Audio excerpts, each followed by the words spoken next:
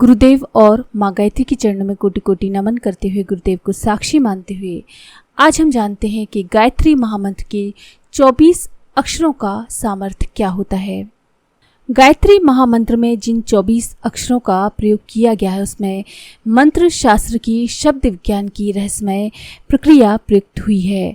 अर्थ की अभिलाषा के लिए इनसे भी सरल और भावपूर्ण शब्दों का प्रयोग हो सकता है। 4 वेदों में लगभग 70 मंत्र ऐसे हैं जो गायत्री मंत्र में दी गई शिक्षा और प्रेरणा को प्रस्तुत करते हैं, पर उनका महत्व गायत्री जैसा नहीं माना जा सकता। इस महामंत्र की गरिमा में उसमें प्रयुक्त हुए क्रम का असाधारण महत्व है। सितार के तारों को अमुक क्रम में बजाने पर उसमें से अमुक राग की झंकृति निकलती है। यदि उंगली फिराने का क्रम बदल दिया जाए तो दूसरी ध्वनि एवं रागनी निकलने लगेगी।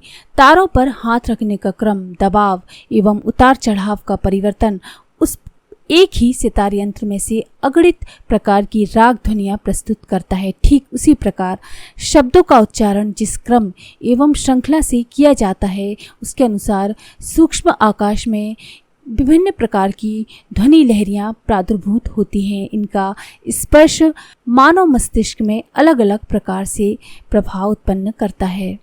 शब्दों का सामान्य प्रभाव उनके अर्थों के आधार पर मस्तिष्क ग्रहण करता है, पर सूक्ष्म मस्तिष्क पर शब्दों के अर्थ का नहीं, उनके द्वारा उत्पन्न हुई स्पंदन स्फुरणाओं का प्रभाव पड़ता है। एक शब्द श्रृंखला को, वाक्य को यदि उलट पलट कर बोला जाए तो अर्थ में अंतर आ जाएगा। केवल व्याकरण संबंधी अशुद्धि मानी जाएगी, किंतु इस सामान्य सी उलट पलट से सूक्ष्म आकाश में स्पंदन क्रम बहुत बदल जाएगा और उसके रहस्यमय प्रभाव में भी भारी अंतर रहेगा। इस लक्ष्य को ध्यान में रखते हुए वेदों के निर्माता ने इस बात का पूरा ध्यान रखा कि हर मंत्र में उसके अक्षर इस क्रम में संजोए जाएं जिससे वह शक्ति प्रखर स्तर पर प्रादुर्भूत हो सके, जिसके लिए उसकी रचना की गई है। मंत्र विज्ञान का सारा ढांचा इसी तथ्य पर खड़ा हुआ है।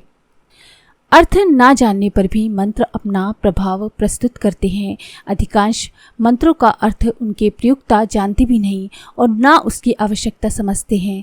अर्थ ना जानने पर भी वे उतना ही प्रभाव प्रस्तुत करते हैं जितना अर्थ जानने पर।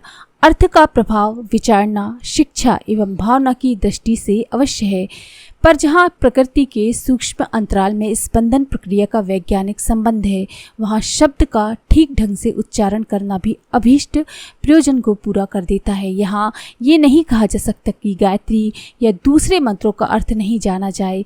जानने से शिक्षणात्मक एवं बौद्धिक लाभ भी हैं, पर यदि ये अर्थविदित ना हो तो भी शब्द शक्ति अपना वैज्ञानिक प्रयोजन अपने ढंग से करती ही रहेगी। यहाँ इतना भर कहा जा रहा है, यही तथ्य है जिसके आधार पर यज्ञ अनुष्ठान एवं कर्म कांडों के अवसर पर प्रयुक्त हुए मंत्रों का अर्थ ना जानने पर भी उस आयोजन में सम्मिलित नर नारी लाभान्वित होते हैं। वेद परायण यज्ञों में कितने लोग सब मंत्रों का अर्थ समझते हैं, जानने पर भी प्रयोजन में सम्मिलित भरपूर लाभ उठाते हैं, यानी कि वो मंत्रों का अर्थ ना समझते हुए भी लेकिन उनको पूरा लाभ मिलता है। गायत्री महामंत्र में प्रयुक्त हुए 24 अक्षर जब उच्चारित किए जाते हैं तो सर्वप्रथम मुख से विभिन्न अवयव यानी दंत, होंठ, जिह्वा, कंठ, तालु आदि का परिचालन होता है। इन शब्द मूल स्थलों की गतिविधियां शरीर में विभिन्न स्थानों पर अवस्थित शक्ति केंद्रों पर प्रभाव डालती है और उन्हें प्रसुप्त स्थिति से जागृत में परिणित कर देती है। यहाँ हमें ये जानना होगा कि इस देवालय के विभिन्न भागों पर ऐसे शक्ति संस्थान बने हुए हैं जिन्हें रिद्धि सिद्धियों का रत्न भंडार कहा जा सकता है। वे सामान्य व्यक्तियों के शरीरों में मूर्छित पड़े रहते हैं, इसलिए उनका जीवन पशु पक्षियों एवं कीट पतंगों के जैसे हो जाता है।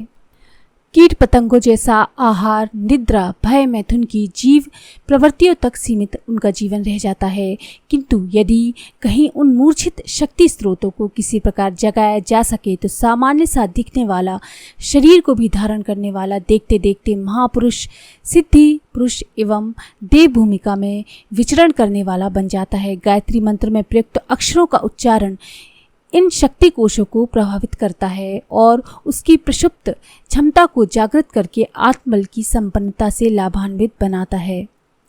षट चक्रों का नाम अध्यात्म विद्या के प्रेमियों ने सुना होगा। मेरुदंड के आदि से लेकर अंतिम सिरे तक पहुंचते पहुंचते 6 स्थानों पर 6 शक्ति संस्थान पाए जाते हैं। इनमें ऐसी विद्युत धाराओं का तारतम्य है जो निखिल आकाश में व्याप्त प्रचंड शक्तियों के साथ अपना संबंध बनाए रह रही है। ये षट चक्र शक्ति संस्थान जब जागृत होते हैं तो उनकी सक्रियता बढ़ जाती है और बढ़ी हुई सक्रियता प्रकृति प्रवाह में से अपने काम की धाराओं को पकड़कर अभीष्ट प्रयोजन के लिए अपने समीप खींच लेती है। जिस प्रकार अजगर अपने नेत्रों की विद्युत धारा से छोटे मोटे जीवों को अपनी ओर खींचता है और वे बेचारे अनायास ही घिसटते हुए उसके मुख में चले जाते हैं, उसी प्रकार षट चक्रों के जागृत शक्ति संस्थान निखिल ब्रह्मांड में संव्याप्त एक से एक बढ़ी चढ़ी विभूतियों को अपनी ओर आकर्षित करके उनके अधिपति बन जाते हैं। सिद्धि पुरुषों में ऐसी कितनी ही विशेषताएं विभूतियां पाई जाती हैं जिनसे वे सामान्य व्यक्तियों के स्तर की तुलना में कहीं अधिक सामर्थ्यवान एवं सुविकसित सिद्ध होते हैं। अष्टसिद्धि नवनिधि का वर्णन योग शास्त्रों में मिलता है। साधना मार्ग पर चलने वाले कितने ही व्यक्तियों में कुछ अलौकिक विशेषताएं देखी जाती हैं। उनका वैज्ञानिक आधार यही है कि साधना द्वारा उन साधक ने अपने शरीर में सन्निहित शक्ति संस्थानों को जगाया और उनसे ब्रह्मांड व्यापी विभूतियों के आदान प्रदान का संबंध जोड़ लिया। षट चक्र प्रख्यात हैं। उनके अतिरिक्त 24 विशिष्ट और 24 सामान्य शक्ति केंद्र भी इस शरीर में विद्यमान हैं। इन्हें उपत्तिकाएं और विभीषिकाएं कहते हैं। 24 उपत्तिकाएं छोटे छोटे षट चक्रों जैसे शक्ति संस्थान ही हैं। ये शरीर के विभिन्न स्थानों पर विद्यमान हैं।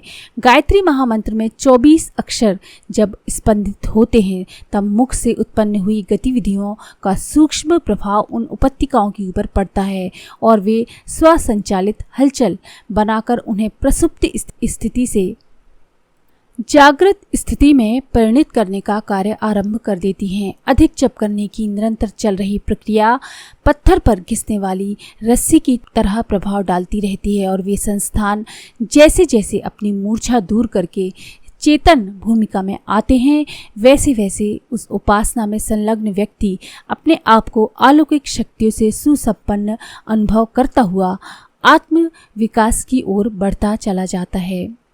शरीर के किस स्थान पर कौन सी उपत्तिकाएं उपस्थित हैं और गायत्री मंत्र का कौन सा अक्षर उसे प्रभावित करने का प्रयोजन पूरा करता है, इसका जो दिग्दर्शन है वो गुरुदेव ने पुस्तक में दिया है। जिस प्रकार टाइपराइटर की कुंजियां यानी कीज दबाने पर उससे जुड़ी हुई तीली उठती है और कागज पर टकरा कर अपना अक्षर छाप देती है, इसी तरह मुख से स्पंदित हुए गायत्री मंत्र के 24 अक्षर एक एक उपत्तिकाओं का प्रभाव डालते हैं और वे वैज्ञानिक व्यवस्था के आधार पर सूक्ष्म होने लग जाती है। आधुनिक चिकित्सा शास्त्रियों ने नवीनतम खोजों के आधार पर मानव शरीर में अव्यवस्थित कुछ विलक्षण ग्रंथियों की खोज की है। वे छोटी छोटी गांठ शरीर के विभिन्न स्थानों पर पड़ी हुई निरर्थक जैसी दिखती हैं।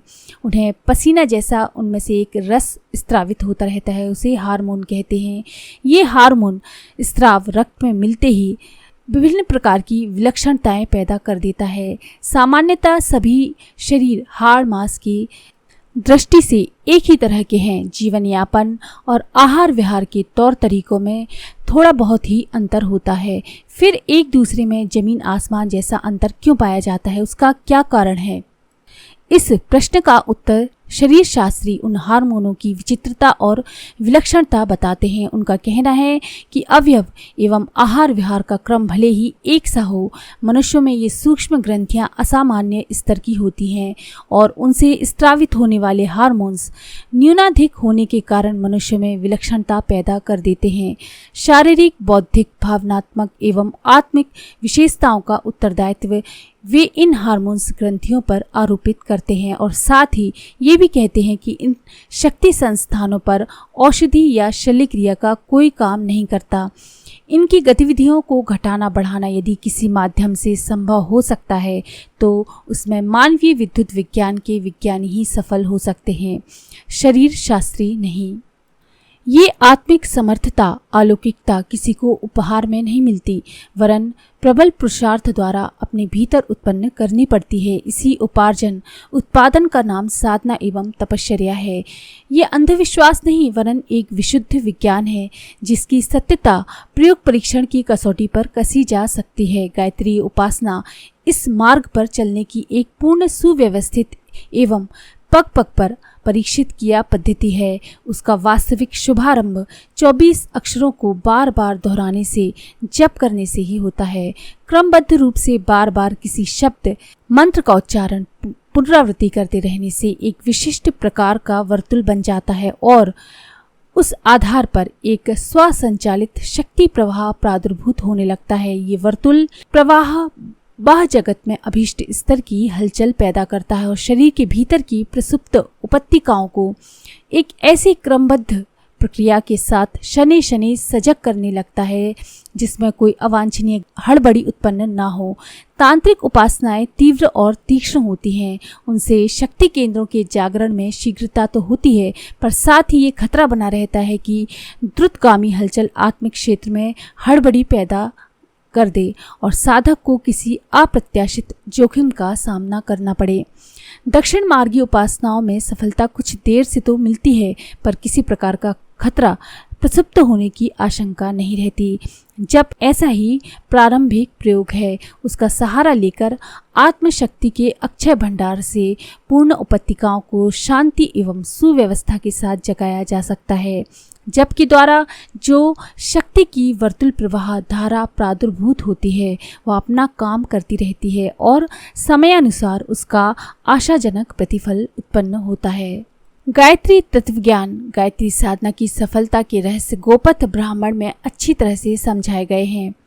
उसके अंतर्गत मौद्गल्य और मैत्रेय संवाद में गायत्री के तत्व दर्शन पर 33, 34, 35, 36 कंडिकाओं में विस्तृत प्रकाश डाला गया है।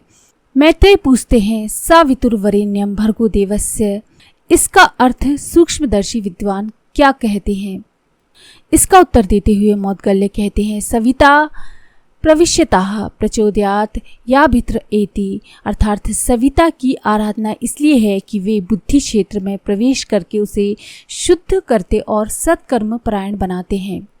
वे आगे और भी कहते हैं, तत्वदर्शी सविता का आलोक अन्न में देखते हैं। अन्न की साधना में जो प्रखर पवित्रता बरती जाती है, उसे सविता का अनुग्रह समझा जा सकता है। आगे और भी स्पष्ट कहा गया है, परम तेजस्वी सविता जब मन क्षेत्र में प्रवेश करते हैं तो जिह्वा को प्रभावित करते हैं और वचन के दोनों प्रयोजनों में जिह्वा पवित्रता का परिचय देती है। इस तथ्य को आगे और भी अधिक स्पष्ट किया गया है। प्राण एवं सविता अन्न सावित्री, यत्र होव सविता प्राण स्तरन्नम, अर्थात सवित प्राण है और सावित्री अन्न। जहाँ अन्न है वहाँ प्राण होगा और जहाँ प्राण है वहाँ अन्न। प्राण जीवन, जीवट, संकल्प एवं प्रतिभा का प्रतीक है। ये विशिष्टता पवित्र अन्न की प्रतिक्रिया है। प्राणवान व्यक्ति पवित्र अन्न ही स्वीकार करते हैं एवं अन्न की पवित्रता को अपनाए रहने वाले प्राणवान बनते हैं। इस प्रतिपादन में गायत्री महाशक्ति के अवतरण के लिए मन की, बुद्धि की, वाणी की, अन्न की पवित्रता को अत्यधिक आवश्यक बताया गया है। इसके बिना मात्र गायत्री की आराधना जप करने से अपंग एकांगी वो रह जाती है और अभीष्ट फल देने में असमर्थ रहती है। यानी आपकी मन, बुद्धि, वाणी और अन्न को पवित्र होना अत्यंत आवश्यक है, तभी आपको सफलता प्राप्त होगी। सविता सूक्ष्म भी है और दूरवर्ती भी। उसका निकटतम प्रतीक यज्ञ है, यानी कि गायत्री साधना के साथ यज्ञ भी महत्वपूर्ण होता है। गायत्री का तत्व ज्ञान और उसके अनुग्रह का रहस्य बताते हुए महर्षि मौद्गल्य ने विस्तार पूर्वक यही समझाया है कि चिंतन और चरित्र की दृष्टि से, संयम और परमार्थ की दृष्टि से व्यक्तित्व को पवित्र बनाने वाले ब्रह्मपरायण व्यक्ति ही गायत्री के तत्ववेत्ता है और उन्हीं को वे लाभ प्राप्त होते हैं जिनका वर्णन गायत्री की महिमा एवं फलश्रुति का वर्णन करते हुए स्थान स्थान पर प्रतिपादित किया गया है। इस रहस्य के ज्ञाता की ओर संकेत करते हुए गोपथ ब्राह्मण के ऋषि कहते हैं, यह एवं वेद यह चा, जो इस पवित्र जीवन समेत की गई सावित्री साधना का आश्रय लेता है वही ज्ञानी है, वही मनीषी है, उसी को प्रणता प्राप्त होती है। गायत्री बीज ओमकार है, उसकी सत्ता 3 लोक भूर्भुवः स्वः लोकों में संव्याप्त है। साधक के लिए उसके 24 अक्षर सिद्धियों एवं उपलब्धियों से भरे पूरे हैं। इन अक्षरों में सन्निहित प्रेरणाओं को अपनाने वाले साधक निश्चित रूप से आप्तकाम बनते हैं और उस तरह खिन्न उद्विग्न नहीं होते जिस तरह की लिप्सा और लालसाओं की अनुपयुक्त कामनाओं की आग में जलते भुनते हुए कुछ लोग शोक संतप्त रहते हैं। इस तथ्य को रुद्रमालय में इस प्रकार से प्रकट किया गया है। 3 पद वाली तथा 3 अक्षर भूर्भुवः स्वः युक्त समस्त भुवनों की अधिष्ठात्री 24 अक्षर वाली पराविद्या रूप गायत्री देवी सबको इच्छित फल देने वाली हैं। स्पष्ट है कि गायत्री तत्व ज्ञान को हृदयंगम करके उसके अनुसार पद्धति अपनाने वाले साधकों के लिए कुछ भी दुर्लभ नहीं है। तो ये है गायत्री का तत्व ज्ञान। अगर आपको ये जानकारी पसंद आई तो प्लीज़ लाइक करें, शेयर करें, सब्सक्राइब